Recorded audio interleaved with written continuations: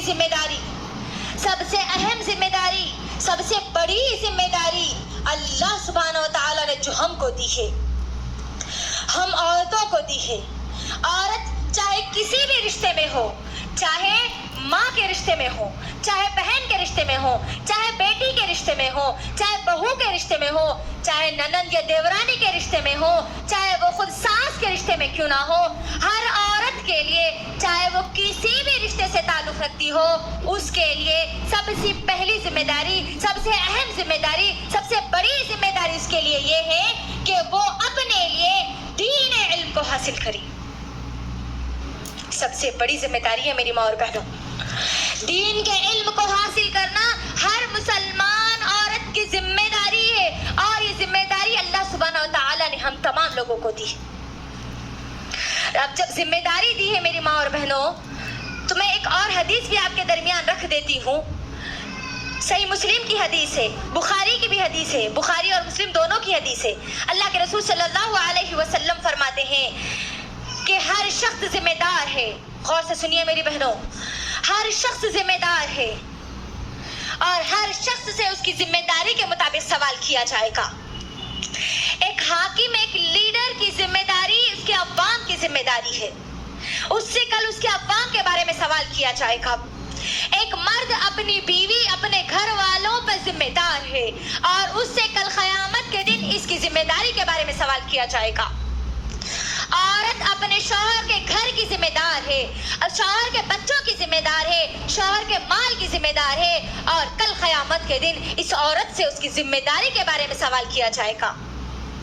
گویا ہر عورت ذمہ دار ہے، ہر انسان ذمہ دار ہے، اور ہر ایک سے اس کی ذمہ داری کے بارے میں سوال کیا جائے گا۔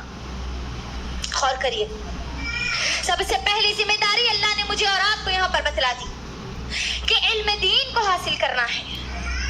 غور کریے میری بہنوں کہ یہ علم دین حاصل کرنے کی ذمہ داری ہم نے کتنی ادا کی ہے، کتنی ہم کو ادا کرنا ہے۔ کیا ہمارے پاس اتنا وقت ہے کہ ہم کہہ دیں کہ آج نہیں کل میں سیکھ لوں گی، ابھی تو میں جوان ہوں، بوڑھی ہونے کے بعد سیکھ لوں گی؟ بولیے، کیا ہمارے پاس اتنا وقت ہے؟ نہیں میری ماں اور بہنوں، نہیں ہے۔ آپ اس بھروسے پر مت رہیے کہ کوئی مولانا آپ کو آ کر سکھا دیں گے، آپ کی شادی کے بعد آپ کا شوہر آپ کو سکھا دے گا، آپ کے مائکے میں نہیں سیکھے، آپ کے سسرال میں جانے کے بعد علم دین کو سیکھ لیں گے۔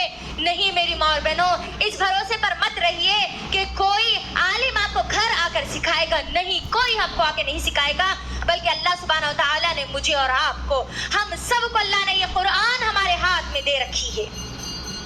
قرآن دینے کے بعد اس بات کا انتظار مت کرو کہ کوئی آ کر آپ کو علم دین سکھائے گا۔ قرآن ہمارے پاس آنے کے بعد اللہ مجھے اور آپ کو، ہر شخص کو پوچھے گا، یہ قرآن آنے کے بعد تو نے کتنا علم حاصل کیا؟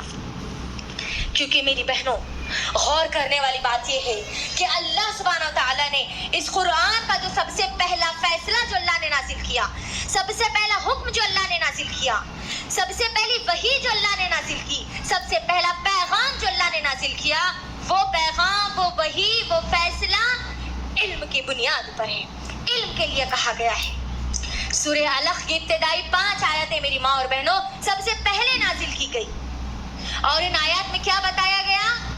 اعوذ باللہ من الشیطان الرجیم، بسم اللہ الرحمن الرحیم، اقرأ بسم ربک الذی خلق، خلق الانسان من علق، اقرأ وربک الاکرم الذی علم بالقلم۔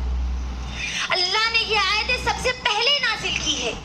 غور کریے میری بہنوں، سب سے پہلا حکم مجھے اور آپ کو، ہر انسان کو، ہر مسلمان کو اللہ سبحانہ و تعالیٰ نے علم سیکھنے کی دی ہے۔